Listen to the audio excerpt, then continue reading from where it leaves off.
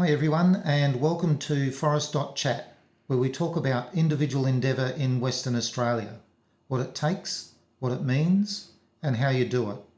I'm your host, Paul Vandermeer, and in today's episode, we'll be talking with Rodney Barrett about being an ambulance officer and chairperson.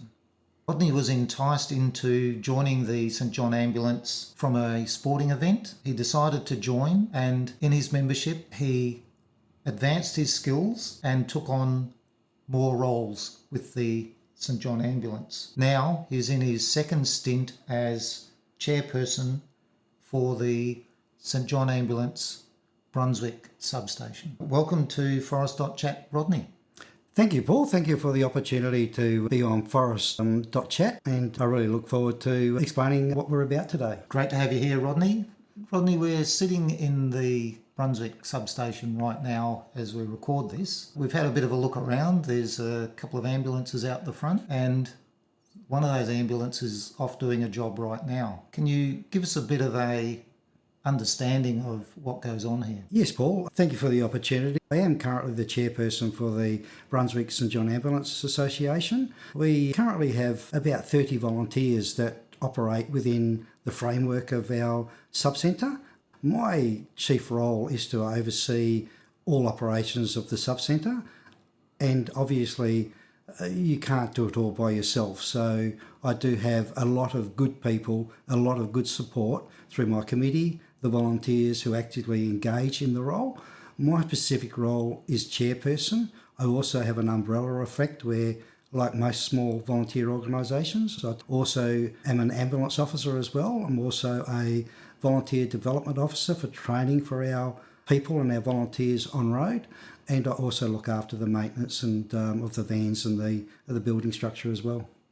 So you've got a very close connection with this subcentre in lots and lots of different areas, which is really great to see.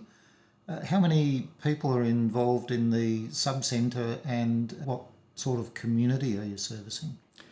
We service a community from Benja in the north through to Waterloo and up to about the Wellington Dam turnoff. So it's quite a diverse area, but we also do the broader community. So we do a fair few transports from Bunbury through to Perth, from Donnybrook to Boyanup, help out in the greater Bunbury region, Australind, Kingston, Eton as well, where the demand is the highest at that particular point.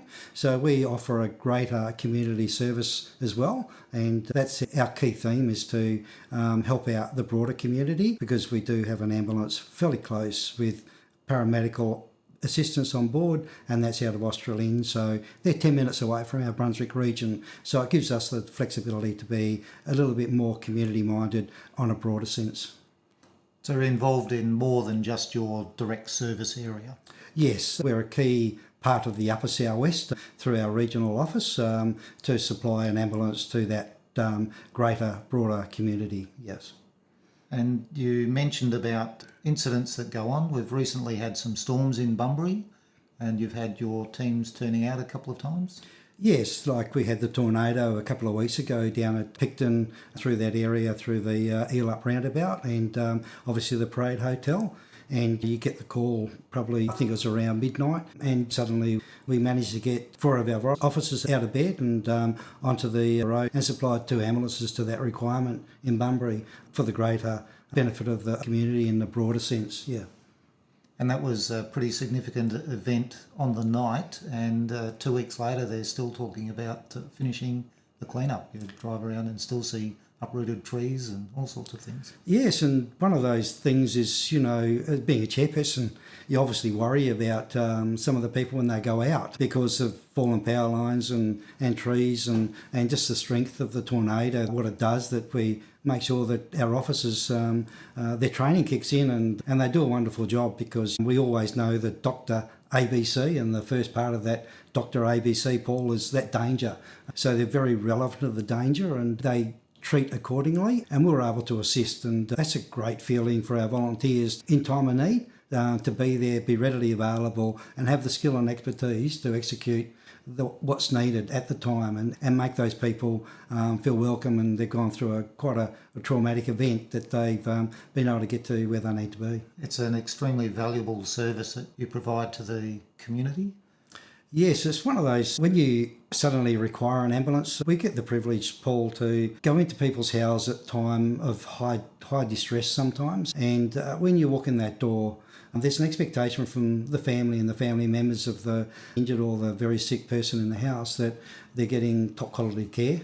And I think through our training and what we do within the structure of St John's is extremely important. And I'm very confident each time we have one of our volunteers or two of our volunteers rock up to a particular incident that they are fully qualified.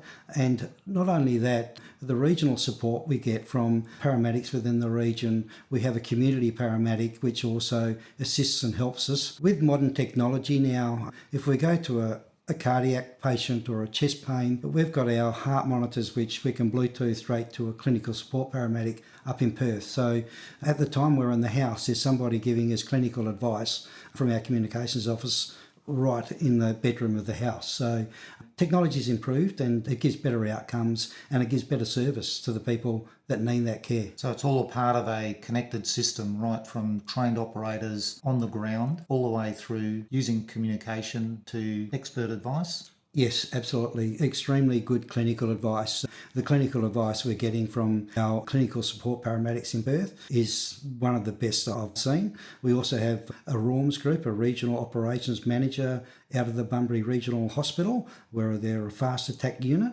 They see the job come in. They know there's 2 volunteers going out there. They also make very good clinical judgments and come out and assist us on ground with that fast vehicle response attack. And that is a real good asset to our community. And it's been a long time coming, but the service now that we're getting out of our regional Bunbury office and our local support from our paramedical assistance, from whether it's our Bunbury paramedics or our Australian paramedics or our community paramedic, is of a really, really high standard. So we don't feel alone, and we certainly give out really good advice, and we get really good advice at home to assist that patient to where they need to be. So you're running a very professional level organisation with volunteers. That must take a lot from your role as chair. Rodney, what does it take you as an individual to do the chair role that you do with St John's in Brunswick? It takes a very big commitment, Paul, and I'm very lucky in the event that I think first and foremost you've got to have a supporting partner to assist with that.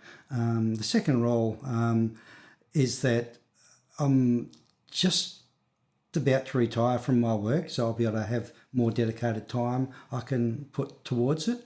It certainly takes a big chunk of my time, but I've always said that all the effort and time that I put into what I do in my role as chairperson at the Brunswick Subcentre is being so rewarding that pales into insignificance. So I really believe I've actually got more enjoyment and life skills by performing this particular role than what I've actually given in time and effort towards the organisation. So I'm extremely passionate for everything that we do.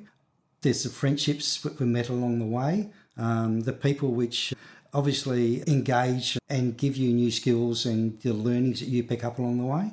I've been very fortunate through my career that I've had people come in and assist me in development of my own skill, and I've worked with some extremely passionate, generally nursing type backgrounds. So the very first lady, Marilyn Whiteside, when I first came into the subcentre, was very pivotal in how I went about my treatment strategies and how I identified sick people and my treatments and where I went. So that was really good. So I think you need a good mentor to come into the system. I had my finance team that operate within the organisation, I'm extremely grateful for, because you can't run a really good organisation without a wraparound of people, and those people in those roles. And our current treasurer in this particular subcentre, Lorraine Stone, has been in the role for 42 years, and her management of finance and the way she supports my role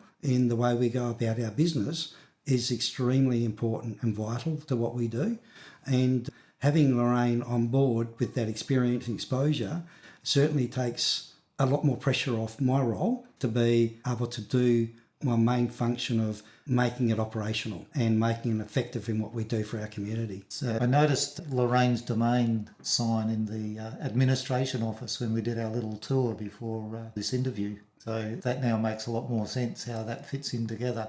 But it's very crucial because the sub-centre is effectively self-funding. All of the physical things that you do here are funded by your operations.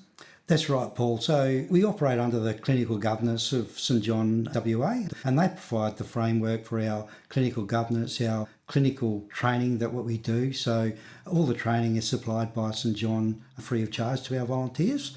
And I think from that perspective, we, as an operation, we need to be able to replace our equipment through depreciation strategies. So, and we can only do that if we're active and on road. So we need to develop the income to stay sustainable into the future. So having said that, we get great opportunity to be able to maintain that by the job numbers that come into the sub-centre, where we can do multiple transfers out of Collie Hospital to Bunbury or Harvey to Bunbury, or currently we've got an ambulance on the way to the Perth Children's Hospital in Perth. So those sorts of opportunities generate income, but the upside to that is we've got to put somebody in to be able to do those jobs. So, and that's where the benefit comes in, where I'm supported by 30 odd volunteers within the organisation, which are just as steadfast and as loyal as I am, Paul. So that makes a big difference. Yes, I'm sure it will make a massive difference.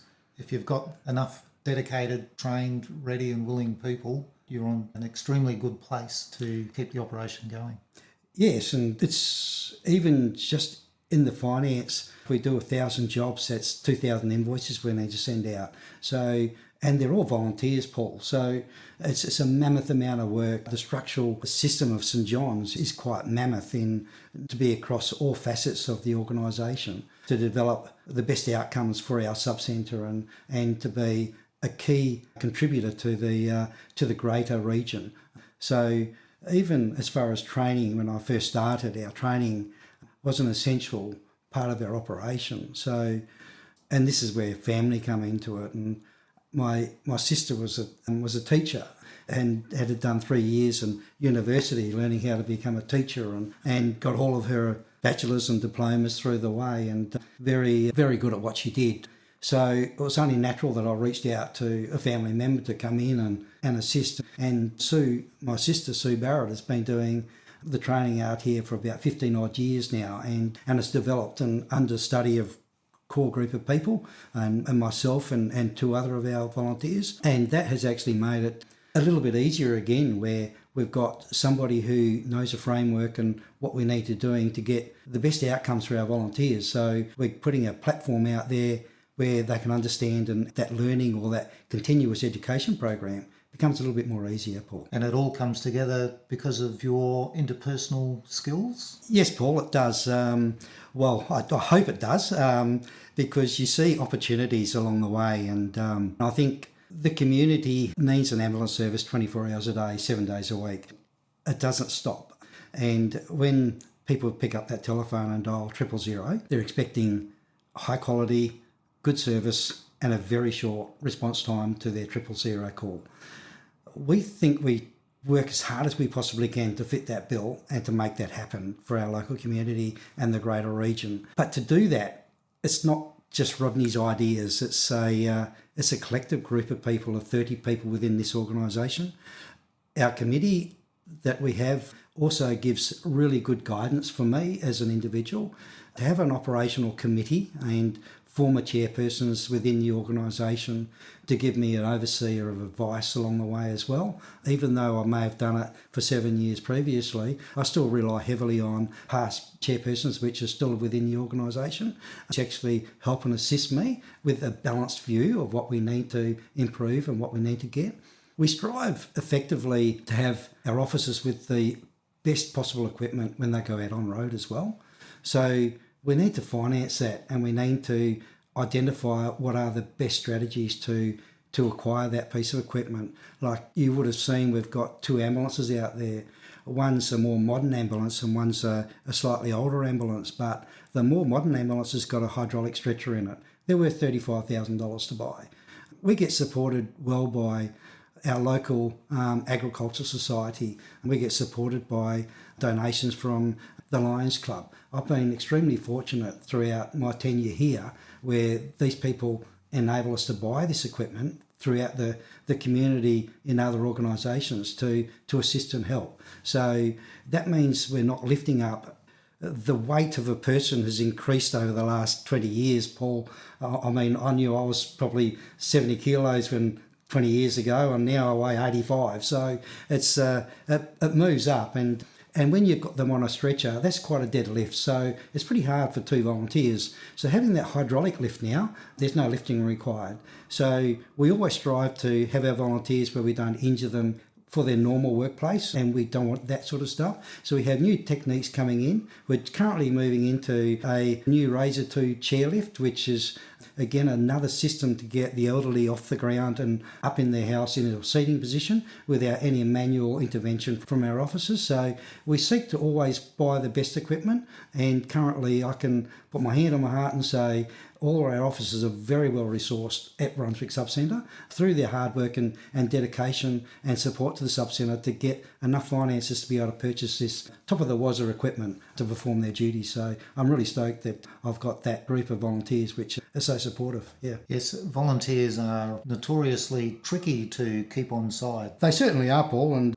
each volunteer comes with a different set of circumstances. Sometimes they have constricting hours they can supply, and sometimes, they range from a mum of 4 children and got other diversities in their life, and but they still manage their time to come and volunteer. The beauty about having such a diverse group of volunteers, from a mechanic to a registered nurse on board, they're totally different skills, but they actually bring in a different mindset to the organisation. And the beauty of that is that we all learn from one another. So it makes us, even though we might be a diverse group of people, it makes us one because we've all got the common goal. When I hop on the ambulance, Paul, and I rock out to a particular place or a particular job, I can guarantee you both my partner and myself want a good outcome. We don't want a messy outcome or a bad outcome. So we've got that common goal of wanting to strive to be the best we possibly can and deliver our patients the best outcome. And the only way we do that is to have that diverse group of people come to our training sessions, which are first class in my personal opinion, and deliver a really good quality training session that we all understand how we all think. We work together, we train together. So when we go out on a job, it's almost seamless. It's like it's the third arm, if you'd want to say. So we work together effectively, and we deliver really good outcomes. So I think that's the good thing about each person being an individual.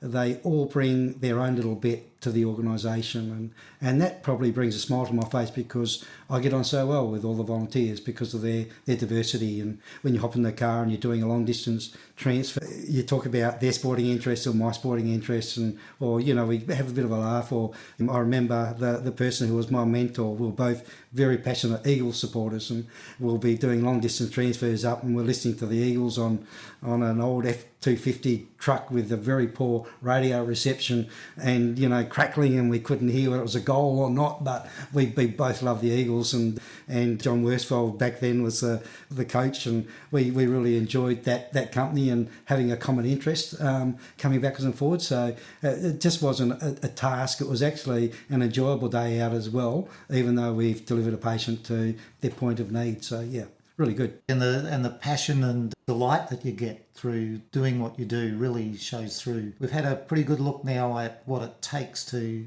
do what you do as chairperson and volunteer within the Brunswick St John substation. Let's take a short break and we'll come back and look at what does it mean.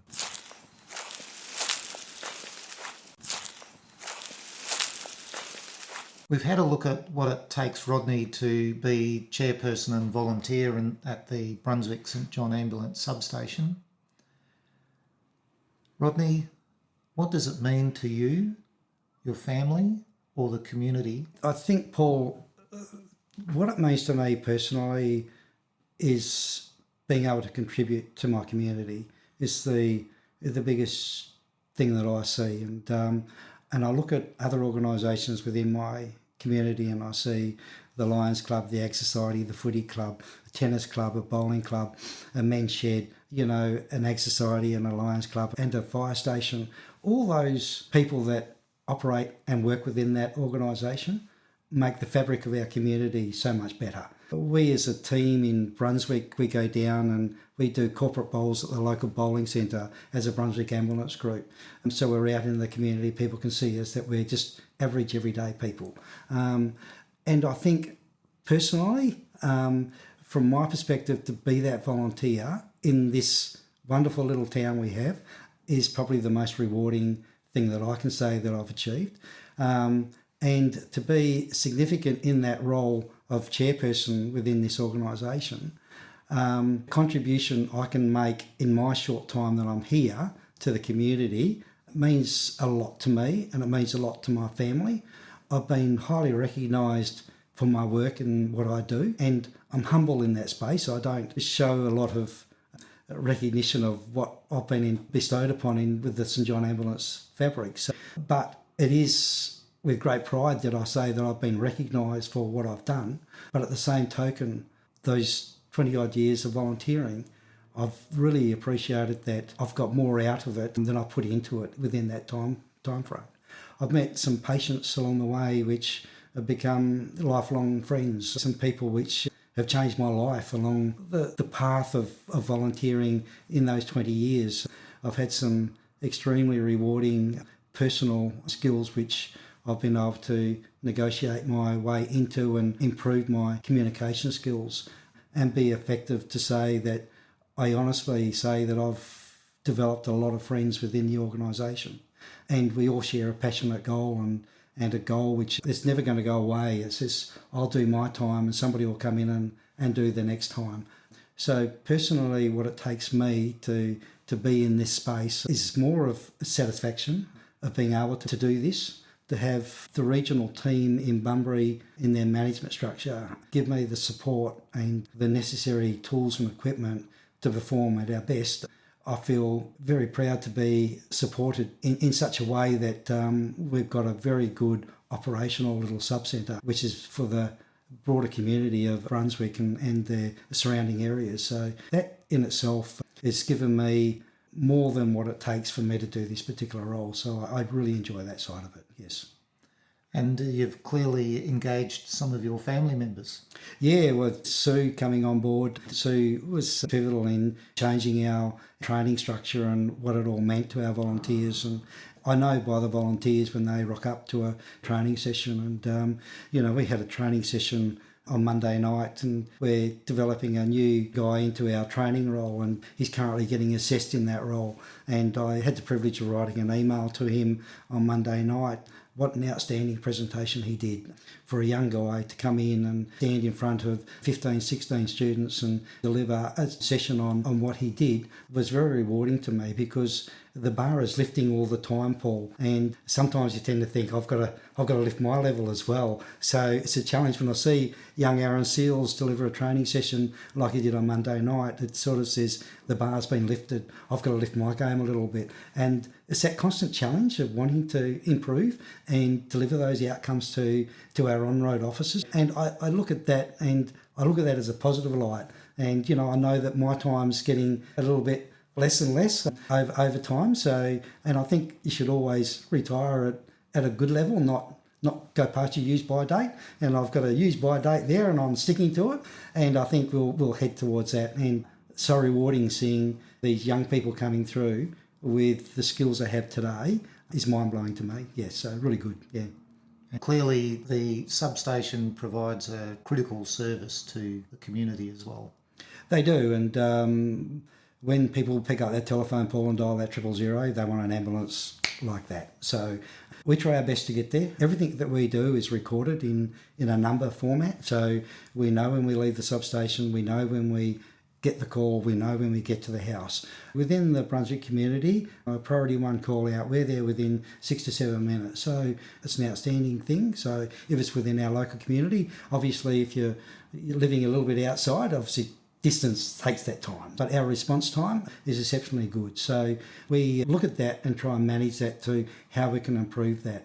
So it is critical to that person who needs that instant care. And I think over a period of time, as we develop our systems and being able to give more clinical advice at the house and clinical interventions at the house before we move, life-saving ones, to get that person to hospital in a reasonable time frame is very essential with those Bluetooth technologies of being able to have clinical advice in the house from somebody who's 2 hours away. That makes a big difference to our volunteers. So I think that support has been pivotal to making that change. Rodney, the passion and meaning that comes through is palpable. You can really see just how much it means to you, and I'm sure that members of the community will equally agree with that. After the break, we'll talk about how you do it.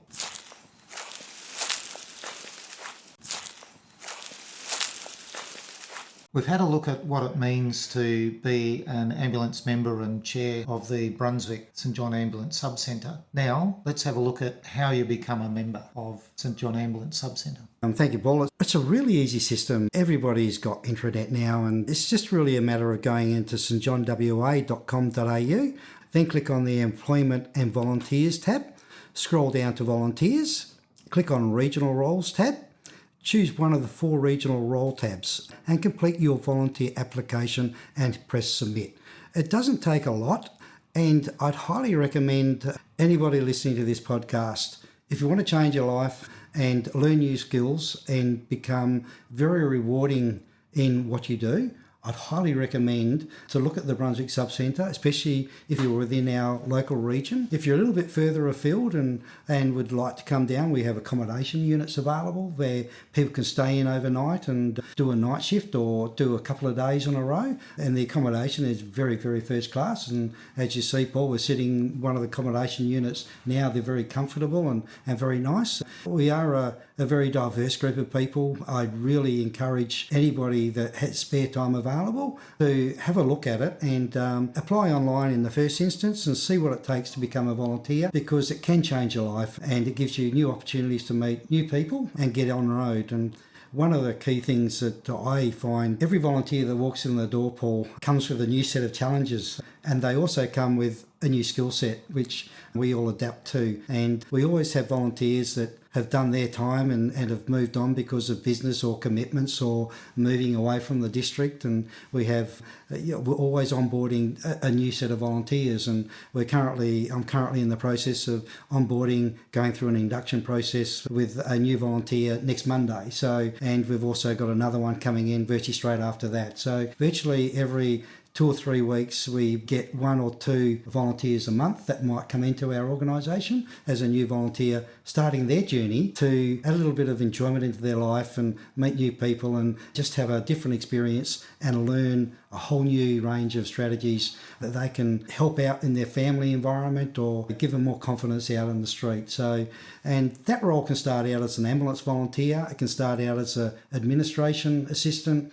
It can start out as just a driver for one of our ambulances, and we have several different steps to acquire accreditation. The first step is to come in and do online induction at the subcentre. That takes 2 to 3 hours, where we walk through all of the roles and what's required as you as a volunteer.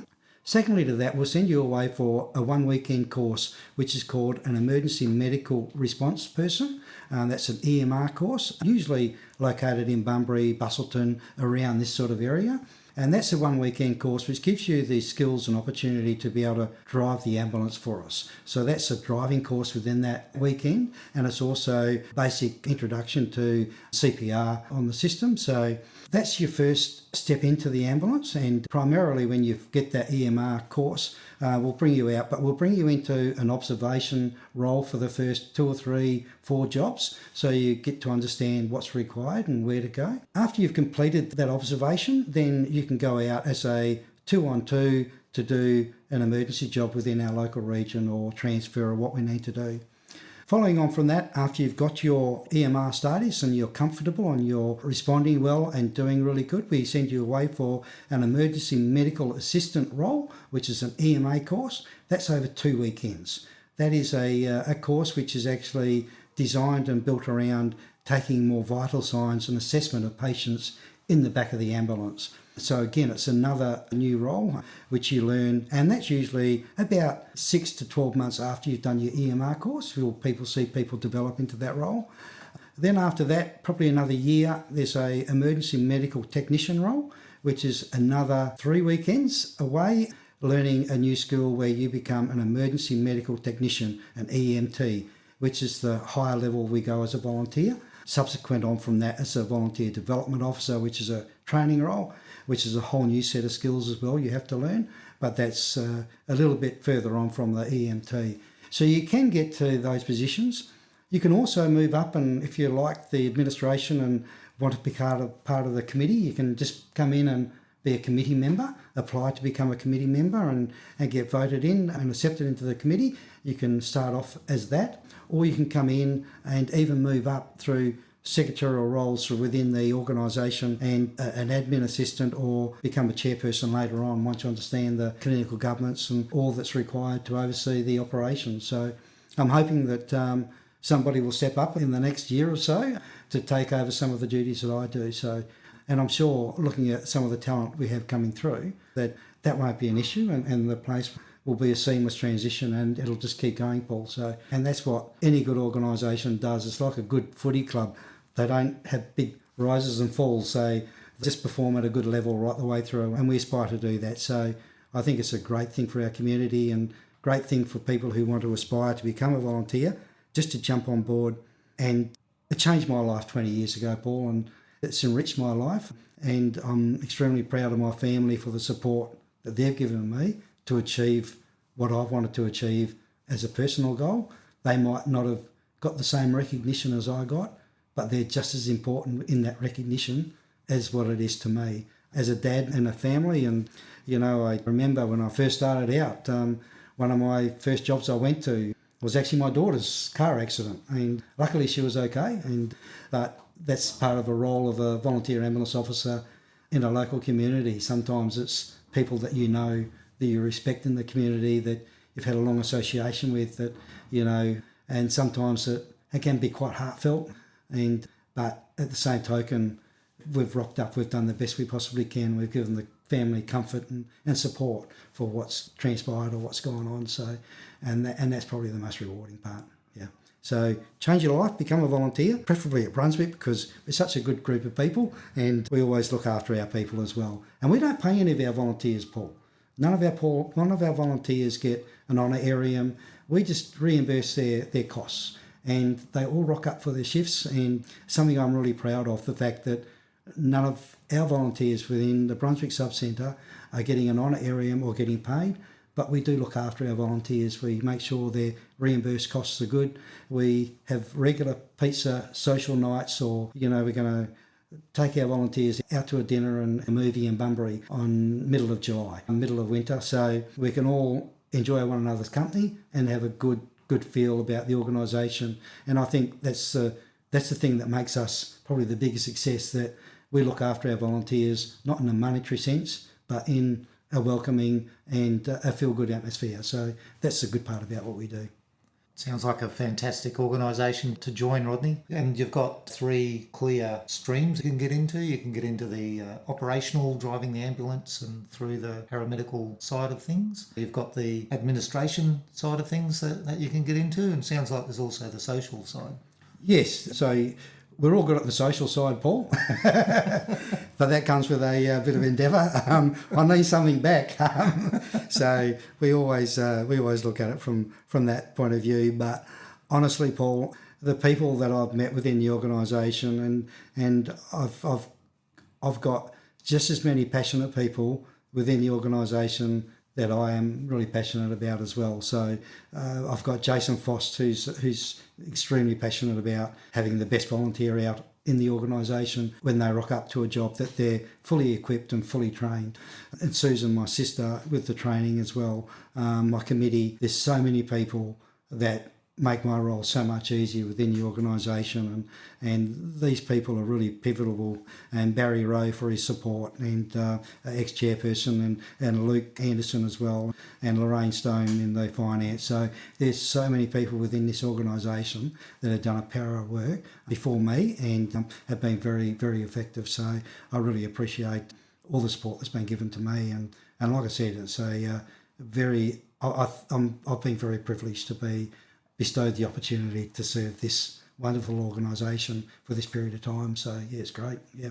It's been wonderful having you as a guest on Forest.chat, Rodney. And on behalf of all Forest.chat listeners, I'd like to wish you all the best in your future endeavours. And I hope that the succession planning that you're doing works in your favour. I do, Paul, too, and thanks for the opportunity to be on Forest.chat. I think it's a fantastic thing that Forest.chat do, and I am an avid listener of Forest.chat, and it's great to see so many people being interviewed that volunteer around this wonderful state of ours. So you do a wonderful job in this space. So, and all volunteers are volunteer, appreciate other volunteers as well. So it's a good opportunity for us to just see what it takes for other people to do their work. So really, really good opportunity. Thanks, Paul.